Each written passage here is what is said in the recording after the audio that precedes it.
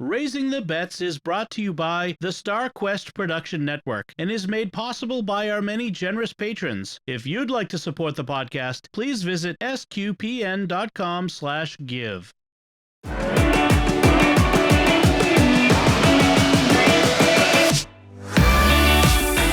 You're listening to Raising the Bets. We're a Catholic couple raising 5 kids outside of Boston. Join us as we share the joys and challenges of marriage, homeschool, and our adventures near and far as we make sense of the world and experience the best parts of our culture. I'm Dom Bettinelli. And I'm Melanie Bettinelli. And I just saved everyone from having to listen to me like I'm in a tin can because I forgot to turn my mic on. But because now I wear my headphones when we record, I could hear that. So, folks, if you've been listening for more than a week, you know that we missed an episode last week of a recording, and for a very good reason. So, my mom passed away this week. My mom died. I know we use these euphemisms. She died. And if you've been listening for more than a couple months, you know that my dad died in September. So 5 months later. And obviously it's been a difficult week dealing with that. She died so we're recording on Sunday on February 12th. She died on Thursday, February 9th. And, she's been in and out of the hospital from her nursing home for the past month, I guess, since December. Yeah. Yeah. Like a little more than a month. And finally they got released. She was in a couple different hospitals, a little time at the nursing home in between, and then back in the hospital. And now she went back to a different nursing home that was conveniently close to my sister's house, just a couple miles. So my sister could be there every day, which was much better than the one that was in downtown Boston, which was hard for everybody to get to. And, but she was rapidly declining at that point. My mom she suffered from dementia for the past 5 years, maybe, I think, was when things started getting, being obvious that there was something wrong. And, she would hallucinate things like, that she had a dog and, or other things like that. And she always remembered us. She didn't lose her memory. That's Alzheimer's. She didn't lose her memory, thank God, but she just, had trouble grasping reality and things like that. And she would have problems with short-term memory sometimes. Yes, right. Well, yeah, like a lot of old people, like my dad would do the same thing where he would tell a story and then 10 minutes later tell the same story, not realizing he just told the story. Yeah, she would have that. But for about the past month, she's basically just not, like, every time I saw her, she just wasn't there. Like, she was semi-conscious and kind of out of it. And she was suffering. I mean, she was suffering. And so, and she's 85. She was born in 1932. So, right? No, that was my dad, was 32. She was born in 1938. So she was 84. Yeah, because my dad would have been 90 this past December. Sorry, I'm a little out of it. But, so she was not well. On last Tuesday, all of my brothers and my sisters and I gathered in her nursing home room with her. They had told us on Monday, they told us she'd have 24 to 48 hours. So we all got in there on Tuesday and spent the day there. Bella and Ben came with me, which was nice. But I had to, knowing what was coming, I had to get back to work so I could catch up on things in preparation for the days I would have to take off for the funeral and that sort of stuff. So I went home, and then Thursday morning we got the word that it would be any time. And so I started praying the rosary. I had a difficult time praying just out loud myself. So I got the Rosary Army app that Greg and Jennifer Willits have, where it's an audio rosary. And so had them praying the sorrowful mysteries, and I was praying along with that. And in the middle of that is when I got the message from my sister that she's gone. And I'm glad that I was praying the rosary for her at the time that it happened. My poor brother had been racing to get there from his house an hour away, and was 10 minutes away when she died, which was the same thing that happened to him with my dad. He was 10 minutes away when my dad died. Poor John. So the wake will be tomorrow night, as Monday night. The funeral will be on Tuesday, Valentine's Day, and sort of appropriately, the day for love, and at St. Timothy's in Norwood, Mass. And so I would appreciate your prayers for my mom and for my family. It would be greatly appreciated. Last Sunday. It would be ironic if my brother and his wife are expecting their first baby Due this week. It would be ironic if we were at St. Timothy's at the time when the baby was born. That would be ironic.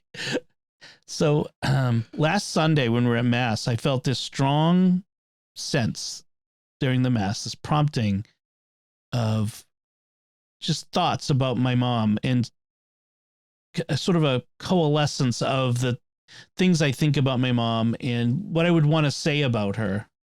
And when I got home, I hurriedly wrote it down because it was very present. I just want to read it quick. Is that okay? If I could read it quick for folks.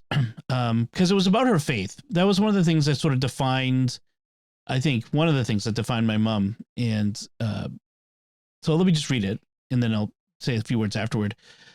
I don't intend to canonize my mother, but to remember her in all the many ways she pointed us all toward Christ, even in the midst of the sufferings and trials and mistakes and triumphs and joys of life.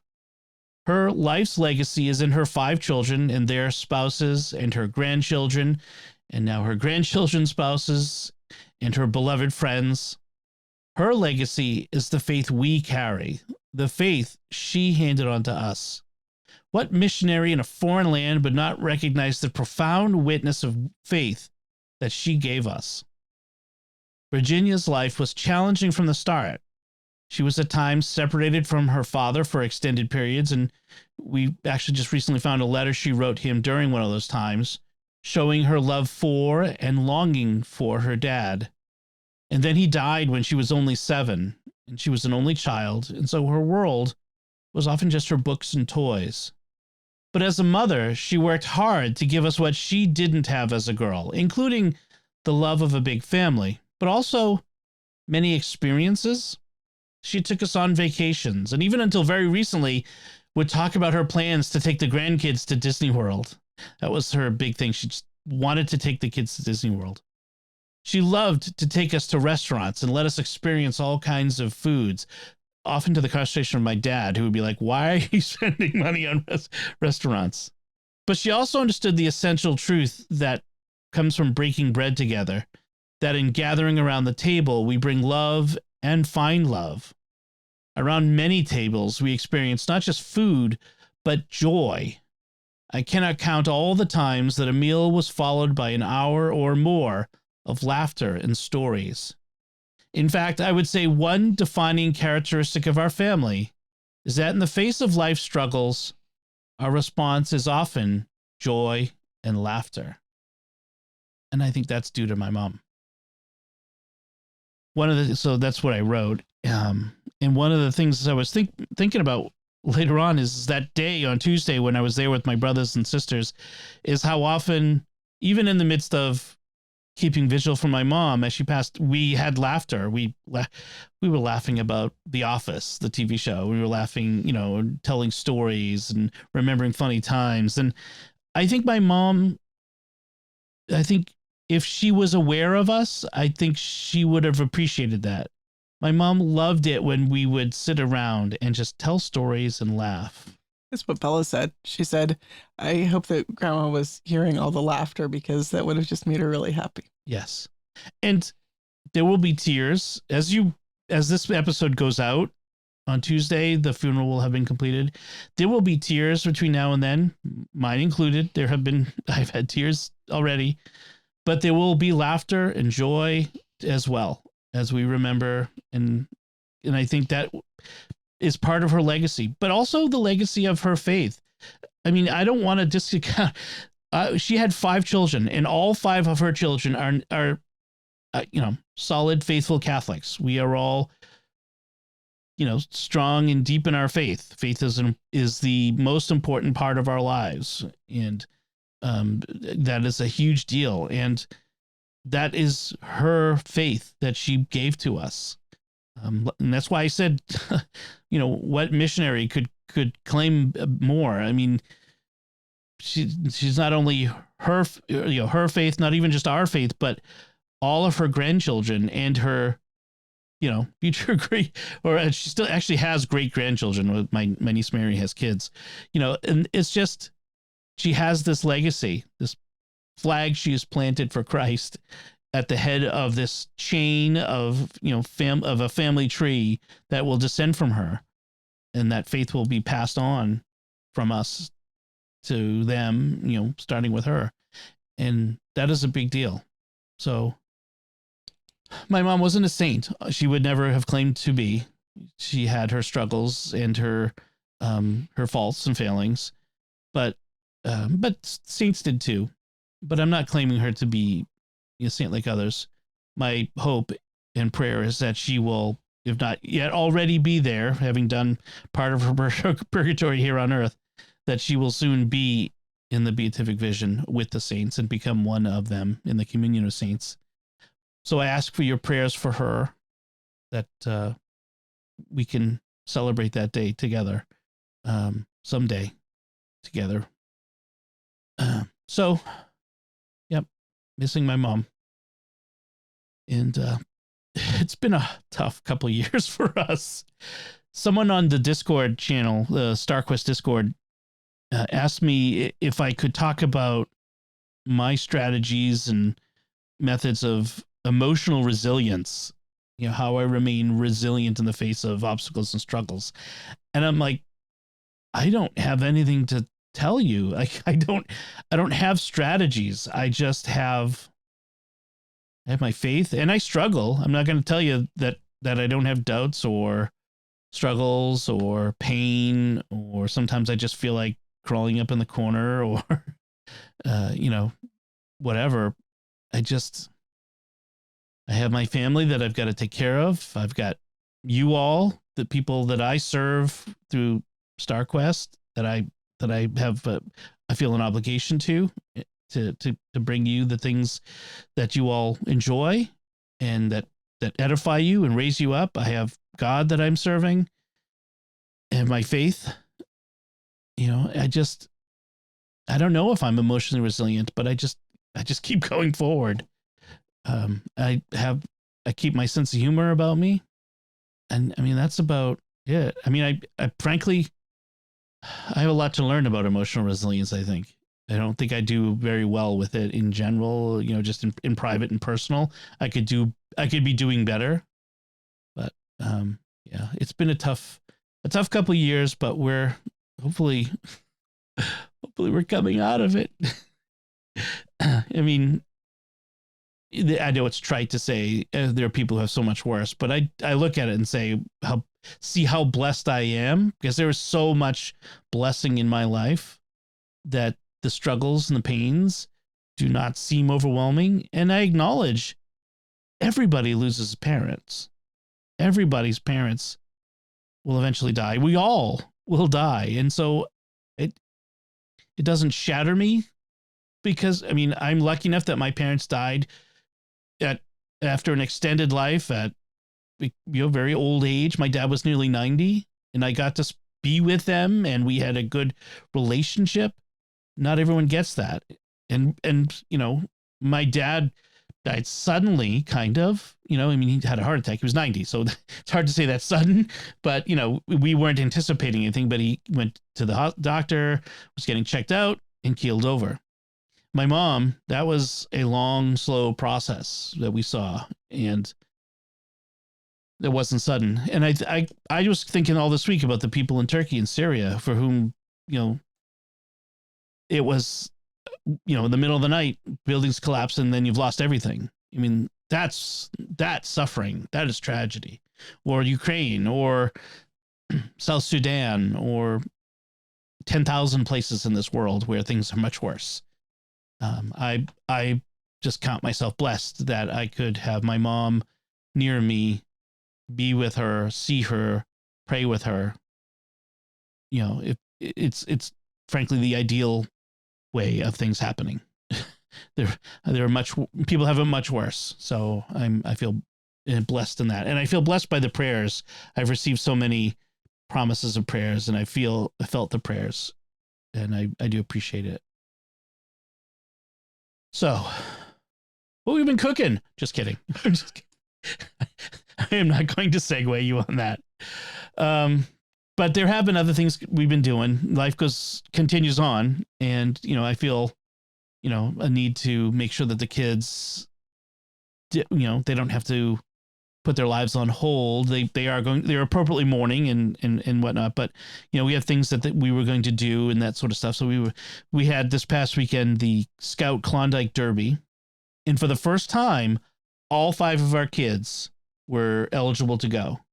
Unfortunately, Sophie didn't feel so well to go, so she ended up not going. But the other 4 went. So Isabella went with her girl troop, 13, and the boys went with their boys troop, 56, and Lucy went with her pack because she's a Webelow this year, and the Webelows are welcome to come. And so I've talked about the Klondike Derby before, last year and the year before, but just as a quick overview, each group has a sled.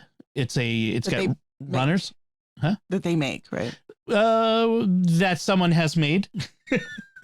Sometimes the kids make it. Sometimes an adult makes. Sometimes they inherit it from a previous year. Yes, they inherit it from another troop, and so it looks like a dog sled. That's the idea, and oftentimes it's made from like the Lucy's. The one that they had was a red. What was it? The metal and woods, old metal and wood sleds. Red Rider, not Red Rider. That's the BB Radio gun. Flyer. Radio Flyer. Thank you. The wagon. Like the wagon, except the Radio Flyer sleds. They have the old fashioned metal runners. When you think of snow sled, this is the image you come to your mind. Okay, so built on top of it was this contraption with that you could put things in, like to hold stuff, and a place to hold it on the back, and then there's a rope on the front that the kids all pull it. And then someone stands at the back and steers it. Lucy's den, they have their name. Each group has to have a name, and her den is the Fabulous Flaming Frogs. That was the name they came up with. And so Lucy came up with the patrol or den cheer, which is "Watch Us Burn," which is so Bettinelli. All the adults got a kick out of it every time our kids our den did that. They did win best decorated sled. There were 700 people there, by the way. Wow. It was the largest Klondike in a long time. So the way it works is there's all these different stations that they have to go to throughout the day. They rotate through. And they have to pull their sled to every station. Exactly. And they have to do things like, pretend to do an ice rescue. They're not really in the ice or on a big field, but they have like someone who's out pretend on a floating sled in the middle of the broken ice, and they have to toss them a rope and pull them in. Or the sled lift, where they have pulleys and they have to lift the sled off the ground. And the water carry, where they have to carry a 5-gallon bucket full to the rim with water and carry through an obstacle course with spilling as little water as possible. Fun. Yeah. And like there were different tasks depending on the ages. Like, so the older kids did some, the younger kids did others that they could do. And then there was the BB gun range, which was good. And Lucy being the dead eye again. She's good. Yep. It was good. And so, there's a lot of walking. We were all tired by the end of the day. And, every chance I took, I sat and read my book while they were doing their tasks. Yeah, Ben was still exhausted today. Yeah, they were all pretty tired.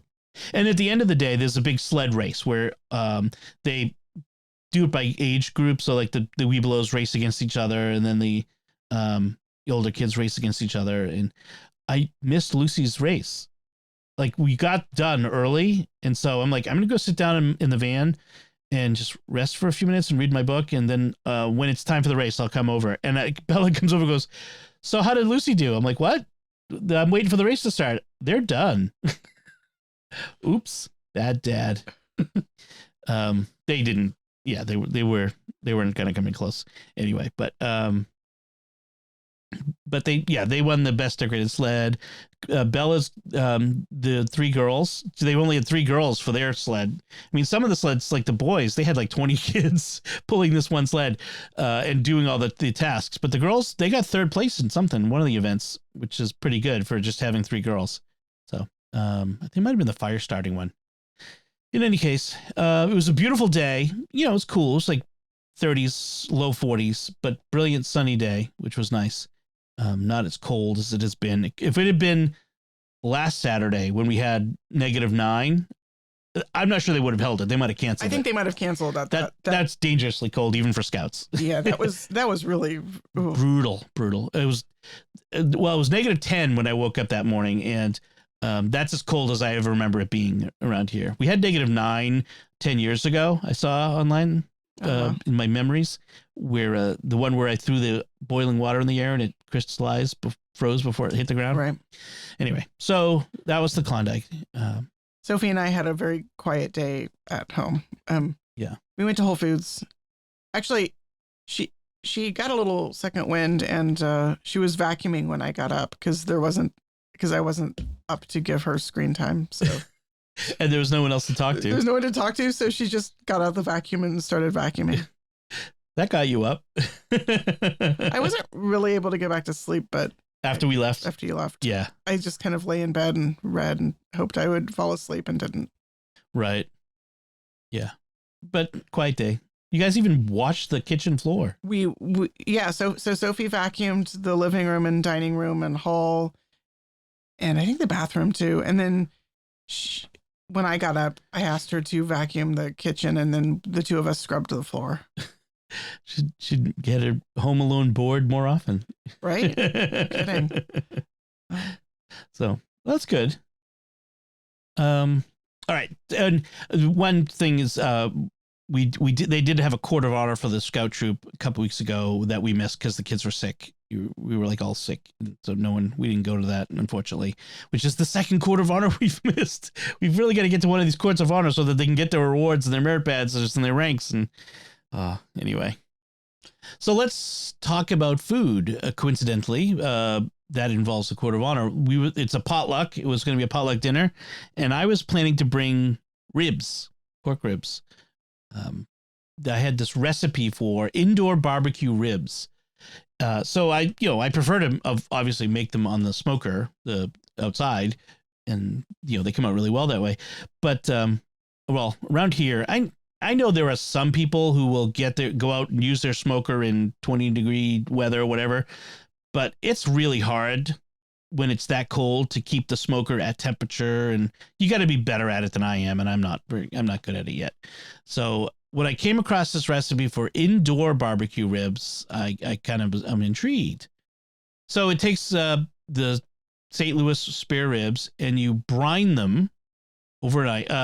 This was brine them for up to 4 hours. I think it is at least an hour, but up to 4 hours in water, salt, sugar, and liquid smoke. So that little thing you can get of liquid hickory smoke at the grocery store. You put that in there, and that's what gives it the smoky flavor. That's what's supposed to give it the smoky flavor. And then oven rack, 275 degrees. I ignored the rub and the barbecue sauce recommendations here. They have you make a rub and a barbecue sauce, a very simple rub of pepper, garlic, and cayenne pepper and salt. I got out my what was it called? Memphis Dust. It's a recipe of a pork rub from, his name is Meathead something or other. Probably not his real name. Not the name his mom gave him. You don't think so? No. I don't think so. Let me see. Memphis Meathead's Last Meal Ribs. Oh, that's a different recipe for ribs that he does. Meathead's Memphis Dust. AmazingRibs.com. What is Meathead's name? He's a barbecue Hall of Famer. Oh, come on. Just trying to. Meathead Goldwyn.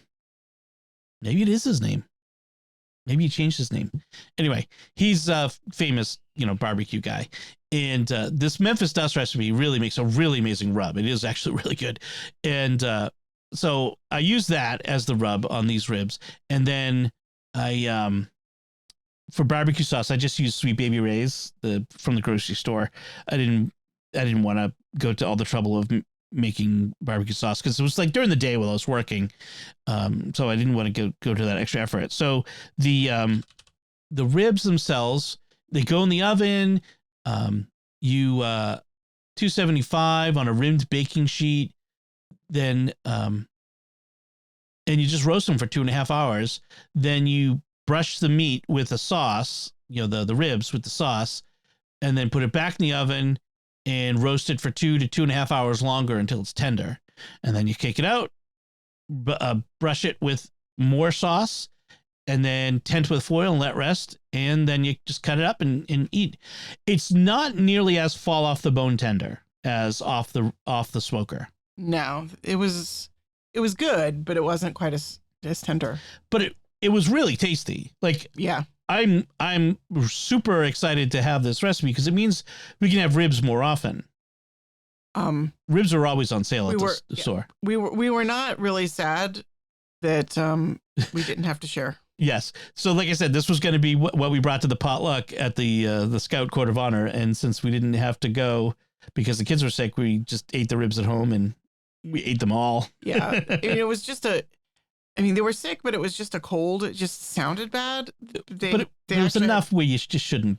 You shouldn't go, but they had a good appetite. So it wasn't like they couldn't appreciate the ribs. Yes, it was. Yeah, that was good. So the indoor barbecue ribs, I'll put a link to that in the show notes. And then the other recipe we had was just the simplest recipe. I've never made it before, though. Filipino chicken adobo, right? So chicken adobo is like the national dish of the Philippines, right? It's the one everyone thinks of when they think of Filipino cuisine. I'll take your word for that because I don't actually have anything in head when I think of Filipino cuisine. I know nothing about it. Okay. So it's probably the most famous Filipino dish out there. So the way that it's so simple. It's bone-in chicken thighs, okay? You toss it with some soy sauce and then refrigerate it for up to an hour. Then you put the chicken skin side down, so you still have to have the skin on it, in a skillet, and you reserve the soy sauce, and then you put the skillet over, on the heat and cook until the chicken skin is browned. Okay. Now, while you're doing that, you whisk together coconut milk, cider vinegar, garlic, bay leaves, and pepper into the soy sauce mixture that you had, been marinating the chicken thighs in. So when the chicken is done, 7 to 10 minutes, the chicken skin is browned. You put that to a plate, discard the fat that's in the skillet, then return the chicken to the skillet, skin side down again, then add the coconut mixture and bring it to a boil. And then you simmer it over low for 20 minutes, reducing it. And then you flip it, the chicken skin side up, keep cooking until the chicken is done, and maybe another 15 minutes. And then transfer the chicken to the platter, remove the bay leaves. You're supposed to skim any fat off the surface of the sauce, but it's usually very little fat anyway. But do what you want. And then you just cook the sauce until it thickens and then pour it over and serve. So it's only like soy sauce, coconut milk, cider vinegar, garlic, bay leaf, pepper, and a scallion to sprinkle on the end. What'd you think of It was tasty. Everyone loved it. Yeah, it was actually tastier than I expected, to be brutally honest. For as simple as it was, yeah, it was pretty darn tasty. I was like, serve it over rice. You pour the sauce on the chicken and the rice, and everybody liked it. Like all the kids liked it. So, including Ben, who usually does not like new things. Yes. At all. Yes. It's hard to get him to try new things. So if he liked it, and I think the simplicity is part of it, the why he liked it. It wasn't had the complex flavors and all kinds of spices and stuff like that. Yeah, this is a definite, it came together quick, and it's a definite make again. We always have all these ingredients in the pantry. So this is the sort of thing that if we've got chicken thighs in the freezer or in the fridge, we can make this whenever.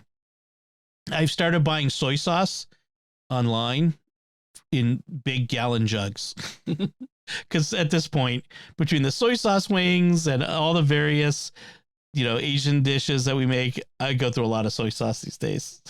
So I'm just gonna buy the big jug. It's a little bit ridiculous. It does feel a little bit ridiculous, but it's actually been pretty good. I'm glad we have it. All right, so that's what we've been eating. Let's talk about things we've been reading or watching. I finished the Mistborn trilogy by Brandon Sanderson. So I finished The Hero of Ages. That was long. It was a long trilogy. Now, the first thing I'll say about it is, it felt too long. There were times where I'm like, you could cut a lot of this out. However, it was a really interesting meditation or musing or philosophizing about religion, the place of religion and faith, and trust. It was a complex story. There were lots of things that seemed to be throwaway things from the first book that were vital clues to the ending.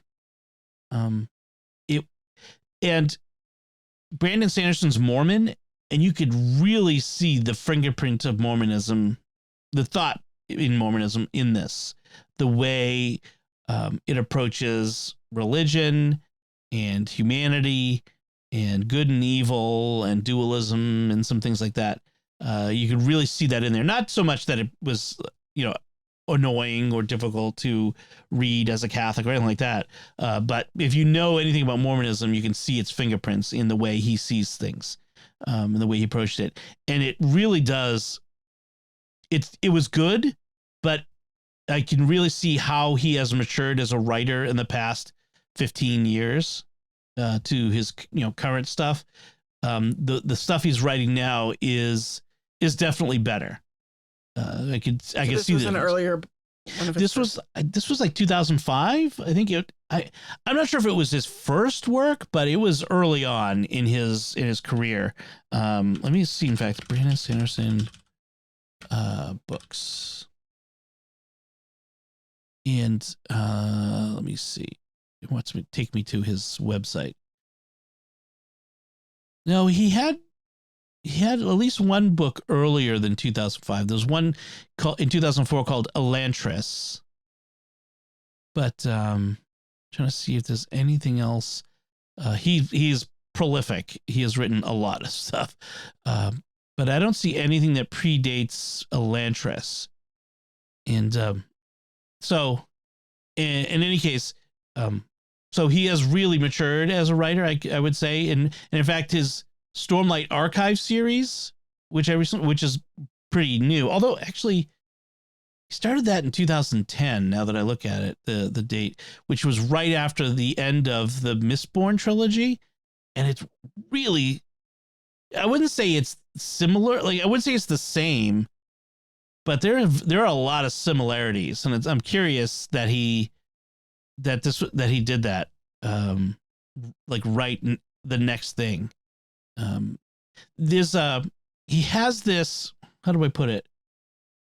This conception of all of his worlds that he's created, his imaginary worlds that he calls the Cosmere, and they're all somehow related. They're all connected, like alternate dimensions and stuff, where it's not always clear how, but yeah.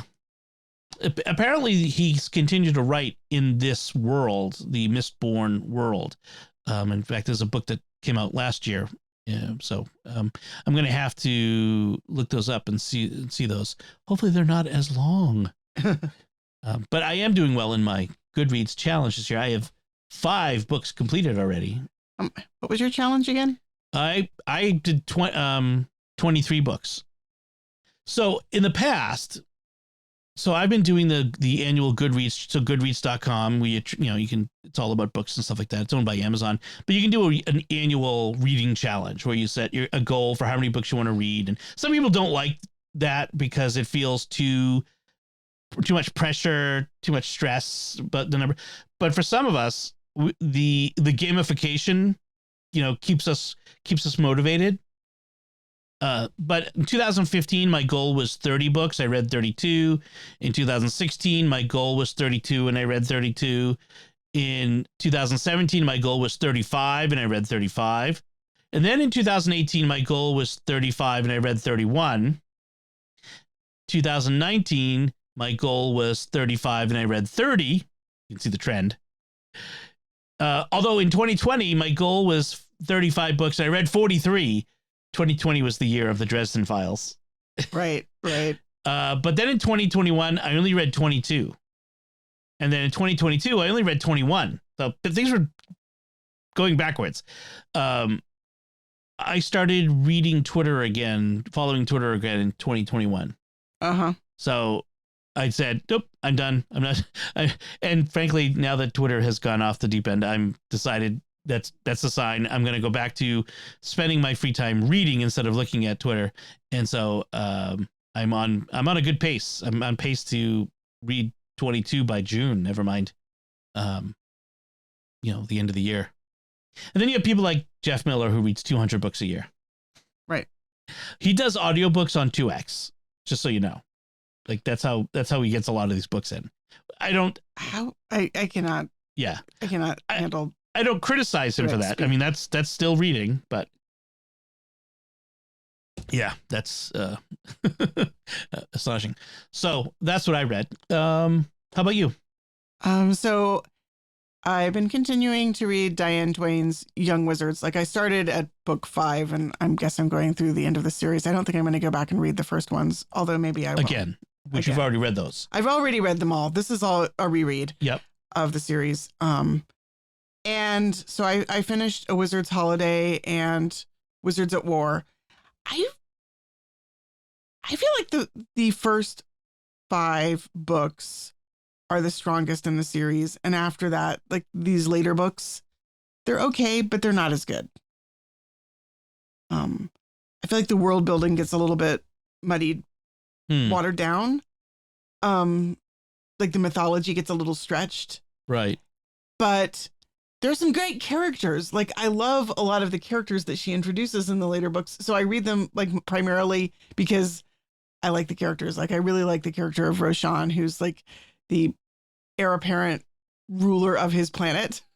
And so when Dayreen, Nita's sister, first meets him, she's like, who is this arrogant jerk? And he's horrible. He's so full of himself. And then he turns out to be like eventually a great character. And I really love that character transformation. So there are things worth reading in the later books. Anyway, I'm also, along with the Goodreads podcast, I'm reading The Netanyahus by Joshua Cohen, which is an academic novel. So it takes place primarily on a college campus, and it's based loosely in an actual historic event. But it's about a Jewish university professor named Reuben Blum, and he's the only Jewish faculty member at this university in upstate New York, which is something like a playoff of Carbondale. It's Carbon something or other, or Corbin or something. Anyway, it's obvious. So he's been asked by his dean or department chair to sit on a hiring committee that is interviewing Ben Zion Netanyahu, who is Benjamin Netanyahu's father. So it's a real person. Ben Zion Netanyahu is a real person. But it's a fictionalized story about him. Yes. Evidently, according to the Close Reads podcast, the story was actually the kernel of truth was that the critic and English professor Alan Bloom told this story to Joshua Cohen, that he worked with Ben Zion Netanyahu for a short period of time. Okay. So there is a truth. Like the Netanyahu family came to the U.S. and was hired by an American university, one of the Ivies. I forget which one. Okay. So it's very much a Jewish novel. It is a novel about Jewishness, and it's very funny. Very, very funny. Basically, the hero, the narrator protagonist, is very secular. He's not really practicing his faith. He's like he's a historian who focuses on tax, like the history of tax law and taxation. And his wife, there's like all these layers of like his wife's family are more upper class and his family is more working class, and his parents are much more like faithful, practicing, like they won't come for the holiday because there's no synagogue in his town. But the really funny bit so far has been with he's getting letters like of recommendation. The funniest letter of recommendation is in chapter 5 when this professor from the university in Israel is writing saying, I really can't recommend him. He's horrible, but please take him off our hands because we really just want to get him out of the country of Israel. It is so funny. Just like, I have to be truthful because I couldn't live with myself if I didn't tell you the truth, but please take him anyway. What would you do in my situation? And do they do take him? I think they do. That's so funny. I mean, I'm on chapter 7. I haven't got that far into it, but so far, funny. Good. All right. So, and then you're working on a whole bunch of stuff that you're in the middle of. Lots of stuff. It's sort of a February thing, like this sort of doldrum you get into, you know, whether it's things we're watching or things we're reading. Although I'm not in a doldrum, but you know, other people seem to be. Other people. I'm reading a lot. I'm not making, because I'm reading so many things, I'm not making headway, finishing things. Yes. Other than the Young Wizards, which are my, like, it's late at night and I'm too tired to read any of my more serious books. So I'm going to read. Yeah. I cannot read multiple books at once. That's so funny. When you were in school, you did though, right? Did I? I mean, textbooks or like nonfiction or like novels. I never read like more than one novel at once. Really? Like you weren't like reading a novel for your English class plus like one that you were reading for yourself? No. I mean, let's be clear. I didn't like when I was taking college level English, I did all that at a community college at night school. And so it was not heavy lifting, and I probably was able to just read whatever the heck I wanted. Because I expressed interest in reading, which not a lot of the community college kids were. So I would say, can I just read The Lord of the Rings? Sure. Oh, yeah. If you're interested in that. I did that a lot. That's probably why I never read The Great Gatsby. Probably. Or Moby Dick. My education was woeful. The deep irony. The deep irony that I married you. Right. Yes, you ended up with me. I read lots and lots and lots of things. I just didn't read the things I was supposed to. Right. So, moving on from books before I dig my hole any deeper, let's talk about things we've watched. So last time I talked about that, I was watching the TV show The Last of Us on HBO Max, which everybody seems to be talking about. It's a zombie movie. Zombie show. Except they're very like adamant that it's not a zombie show. Well, it's not. There are zombies in it, but it's not like all about the gore. They're adamant. I read an article. They're adamant that they're not zombies. They call them the infected, and like nobody on the cast and crew are allowed to refer to them as zombies. Of course, they're people who are infected by a mind controlling parasite. Right. But yet this is the irony, is that they act like stereotypical movie zombies. Right. Well, I guess the distinction is zombies are reanimated dead bodies, classically, whereas these are people who are alive. They're not dead, but who are completely under the control of a mind controlling parasite, which I think makes a little bit more body horror when you think about it. I mean, but that actually gets closer to the original Haitian like zombies who were not actually. They weren't actually dead. Well, they're under mind control drugs. Well, yes, yeah. I mean, they under some understandings, yes. Some of them were just under mind control drugs. Some of them were thought to have died and been brought back. That was they were thought to, but I think that medical science has pretty much agreed that yes, it was just mind control drugs. Jimmy Akin's Mysterious World had a 2-part series on right. Haitian zombies. Right. Yeah. So anyway, The Last of Us. So you decided to jump in. Yes. So I rewatched the first 2 episodes. This is not the show I want to watch by myself alone at night, which is when I watch shows, because it's way too scary. I need you there. Otherwise, I will not end up watching it. Yes. So, and even with you there, part of me is going, why did I agree to watch this? Why did I want to watch this? This is really scary. I mean, there's only so much infected in the first couple episodes. It's not the scenes with them. It's the scenes when you're waiting for something to happen. That's what gets my heart racing and my blood pressure. It's not when the actual zombies are on screen. It's waiting. Infected. I'm going to call them zombies. I just wanted to make I'm just doing it to you because you did it to me. Yes, it's not when they're actually fighting the zombies right in front of them. It's when you're waiting for them. They're walking through which is how all horror movies are. Right. All horror movies are about anticipation. Good ones are about the anticipation, not about the gore and the scary looking thing. It's the anticipation. If it's about the gore, then it's a slasher film, not a horror movie. Right? Okay, sure. Yeah. I would. Yeah, you're right. I mean, that's why the movie Alien was scarier than Aliens, because Alien was about being on a big spaceship alone with something coming after you and you're not seeing it. Anyway, so The Last of Us, we watched the first 2 episodes again. I watched them again with you. One thing I've realized, because if you remember, I talked about it, the first 2 episodes take place in Boston, and I'm trying to figure out where in Boston this quarantine zone is supposed to be. And I figured out it's actually at least contains some of Boston's North End, because they have this scene where the government is executing people who have committed crimes, and there's a sign for North Square. For SQPN folks, if you came to the what is it called, CNMC, Catholic New Media Conference in Boston in 2011, we went to Mass on Sunday at Sacred Heart Church in the North End of Boston. That's North Square. So you actually were there. So you.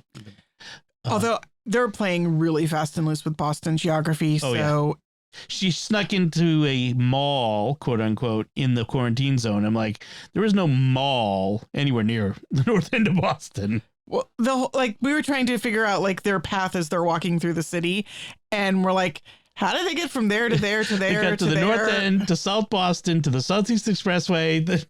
Yeah, they were. I mean, it looks like futuristic demolished Boston. They did a good job with that. Like it very much feels like Boston and looks like Boston, but it's very, the path that they follow is all over the place. There's no, nobody sat down with a map and traced out a reasonable path through Boston. Yeah. No. So that's small potatoes. I do want to mention that between the last time I talked about this and now, they had the 3rd episode, which is much talked about, and there's some content in that some may find objectionable. I will watch it with you. It'll be okay. I mean, it's not, but I don't want to, I don't want to spoil it. Right. You'll be fine. You won't, you'll be okay. But I know that some people were kind of upset by it. So, but you'll be fine. It's nothing that you have to worry about. We'll talk about it later. Yeah. But, we're behind though. We have to catch up because there's 2 more episodes to come out. And I'm like, well, if it were just me, I would have already watched them. Right. Now another one, I must have, another one came out this week, but maybe not tonight because it's the Super Bowl. Maybe that's why it came out earlier this week. So, in any case, we got to get caught up. Yeah. I'm not really watching anything else though. I'm watching my regular shows that I watch. I watch SWAT, and I watch, what else do I watch? I watch the stuff for Secrets of Star Trek and Secrets of Doctor Who, obviously. I watch those. And I've been watching Stargate SG-1, which I'm really enjoying. I haven't watched Stargate since it was first on, so in a couple decades. So I really remember how much I love that show. I remember why now. We watched The Rookie. That's what you and I have been watching that. And we watched The Bad Batch, which we're going to talk about in a second. The other thing I've been watching is I continue to watch Willow, and boy, does that feel like, it feels a lot like Xena Hercules style mythology. Modern people in an ancient setting or a fantasy setting. I'm not. I mean, there's nothing objectionable per se about it. It's just, it's not that good. It's sad to say, but anyway. Okay, so The Bad Batch. Right. I actually really enjoyed it. They released 2 episodes this week, and so we watched those back to back with the kids. The first of those 2 did not have the Bad Batch in it at all. Right. Not a single appearance of any of them. There were familiar characters from Star Wars, but from Rebels. Clone Wars. Well, in prequels, I mean, Senator Organa. Right. He was in it, and Rex, who is from Clone Wars, the series. Right. And also from the prequels, but he had a small role in the prequels. So there was some of that. Yeah. It felt actually very much like sort of a Clone Wars. It was a Clone Wars episode. Yeah. It was like a Clone Wars episode after the Clone Wars ended. Right. The characters were basically. And in fact, that's what we were talking about before we started, is how much the Bad Batch feels like a continuation of the Clone Wars series. Right. Like they're really interested in telling is the story of what happens to the clones. When the war is over, the Empire is here. How do we get from an army of clones to an army of stormtroopers? Yeah. And the clones who the Clone Wars show made us care about as people. Like the Clone Wars who were good people showed us like that, although they're all clones, every one of them is a unique individual with an interesting story and an interesting perspective, and they are not the same. Right. They're not just robots, they're not droids, they're people. And how do we, and what happens to these good people who were programmed to kill the Jedi and to turn on the Republic and create the Empire?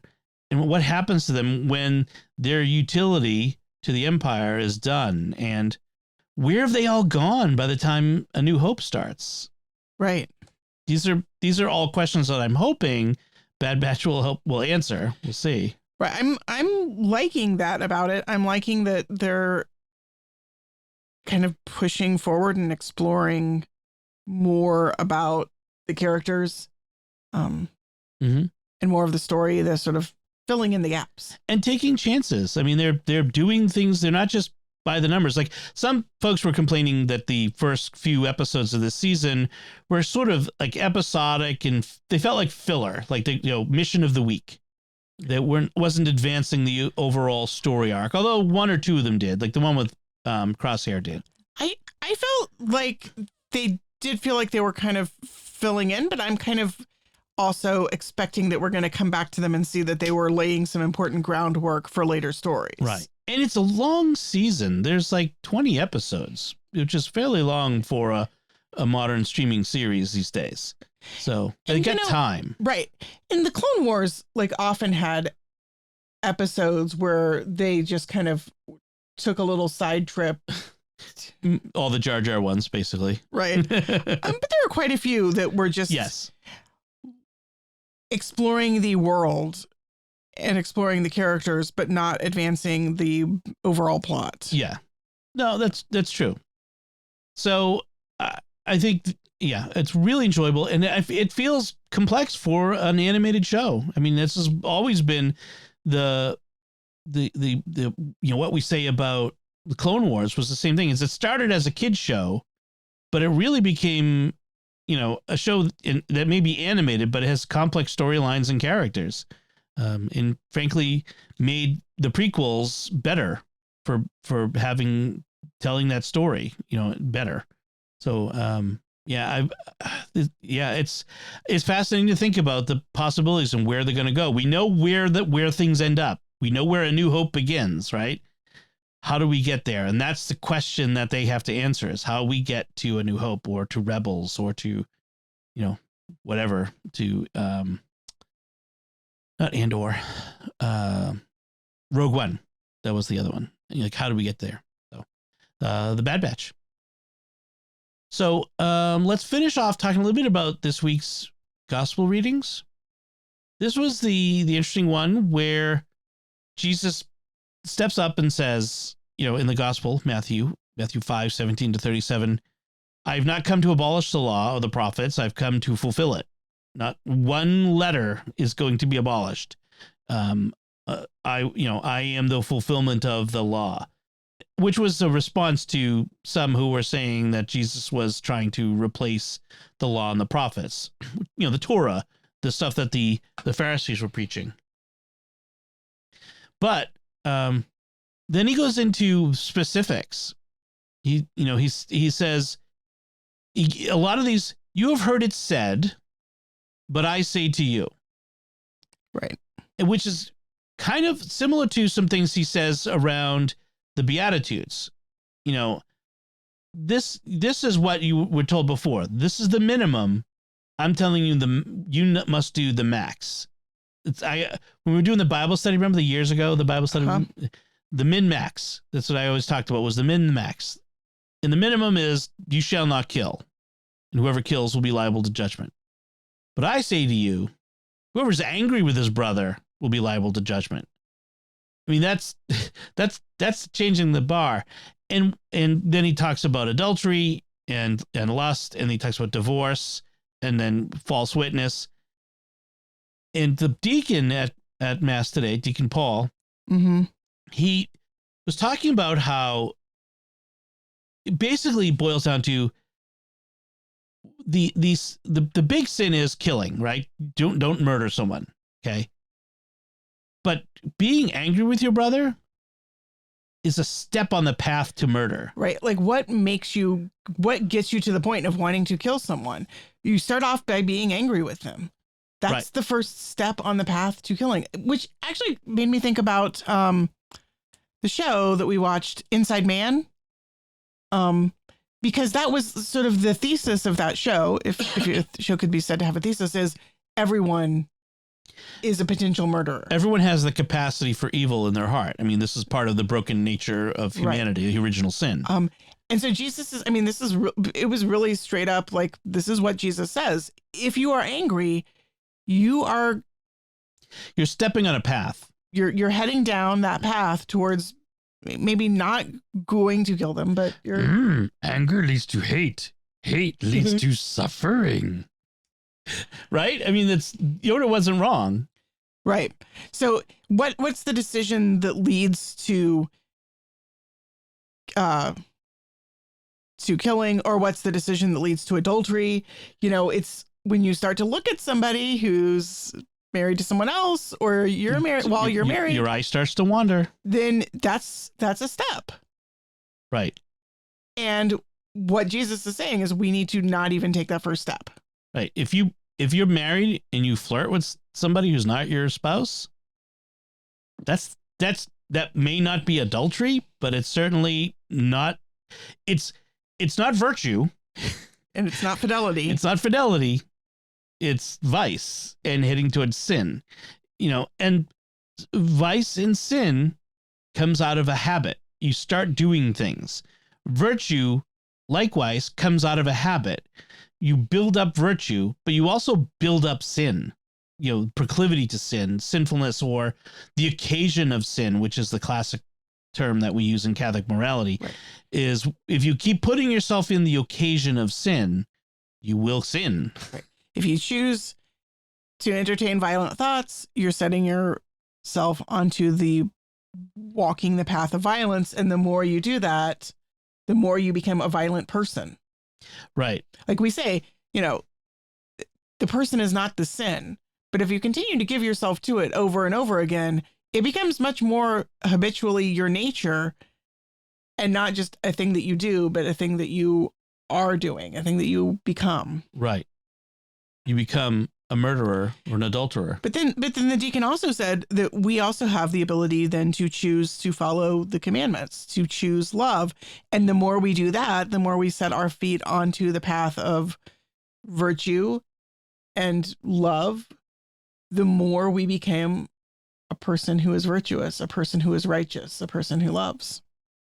Right. Jesus says in the gospel, whoever breaks one of the least of these commandments and teaches others to do so will be called least in the kingdom of heaven. But whoever obeys and teaches these commandments will be called greatest in the kingdom of heaven. The path, like just, it's only a little sin, it's like, it's only a little bit of vice, only a little bit of lack of virtue. Sure. And maybe it's not sin yet, but you're headed there. Sin is something you will it, it's grave matter, it's grave matter, and you will it, you do it intentionally with your free will. So, it may not be a sin to look at someone else. Maybe, I don't know, maybe Jesus is saying it is, but it's certainly not fidelity, and that you're going in the wrong direction. I also like the way he pulled in then the first reading and talking about wisdom. What is wisdom? Yeah, what is wisdom? Right. And then I have to mention that he formed his homily around one of our favorite shows from a couple years ago, The Queen's Gambit. The Queen's Gambit, yeah. Which she had wisdom about chess, but that was about it. Yeah. He didn't really mention that her other life choices were not wise. Right. In fact, she frequently is heading down the paths of vice and sin. Yeah.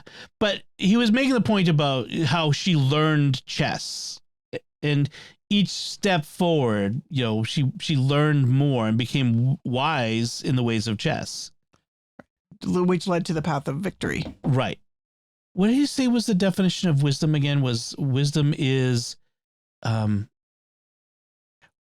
experience becoming understanding? So it's knowledge of what is true and right, coupled with judgment on how to act. Right. So it's not just, wisdom is not just knowing, like knowledge is knowing what's good, right, knowing what's right. But wisdom is knowing what to do with that. Is also the judgment on how then to implement that, how to choose, how to decide. Right. You can have lots of book learning, but if you don't know how to apply that, you're not wise. You're just smart. Right. You're knowledgeable. Yeah. So, it was very good.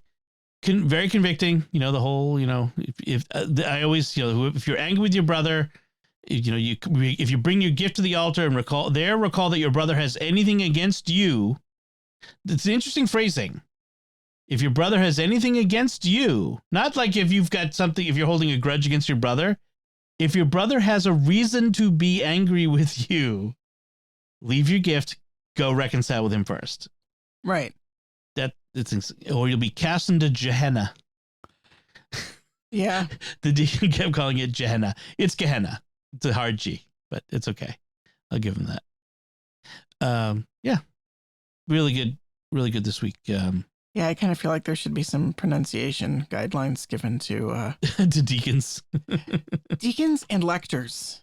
Well, they actually have them. There's a book. You get a workbook as a lector. You're supposed to read it, and it's supposed to give you hints on how to pronounce things and stuff.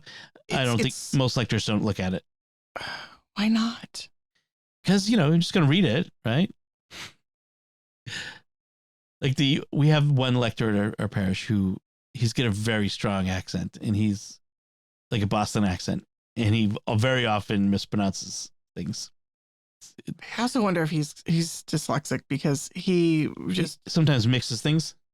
Just like doesn't really read, like he reads the first syllable of the word and then guesses at what the word is going to be, and he often guesses wrong. It makes for some interesting readings.